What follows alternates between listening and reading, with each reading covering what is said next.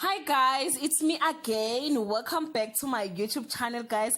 It was not only Somizi who was getting married today, guys. Nomsa Buthelezi, who known as Boipelo from Generation The Legacy, and a former perfect wedding presenter. She got married with Zandile Shezi.